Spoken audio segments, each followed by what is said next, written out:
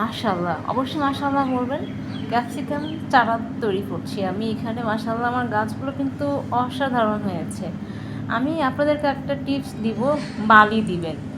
আপনারা তো ভালো ভালো মাটি অবশ্যই দিবেন, কোকোপিট দিবেন, তারপর একটু নিম খোল দিবেন, মাটি দিবেন, সাথে কিন্তু আপনারা কম্পোস্ট দিতে পারেন, না দিলে সমস্যা নেই। তো আমি এখানে দেখেন বালি দিয়েছি উপরে, এই কারণে দিয়েছি ছত্রাকের আক্রমণ যেন না হয়, এ কারণে আমি বালি ব্যবহার করেছি। মাশাআল্লাহ গাছগুলো কিন্তু অনেক ভালো লাগছে দেখে। মাঝে মাঝে আপনারা কিন্তু এপসম সল্ট পানির সাথে মিশিয়ে দিতে পারেন, কিন্তু গাছটা যখন একটু বড় হয়ে উঠবে ঠিক এই মুহূর্তে আপনারা দিবেন। আমি যে ভিডিওটা দেখাচ্ছি ঠিক এরকম বড় হলে তখন আপনারা স্প্রে করবেন। বালি দিলে কিন্তু গাছ মরে যাবে না, এটা কিন্তু ভালো একটা টিপস।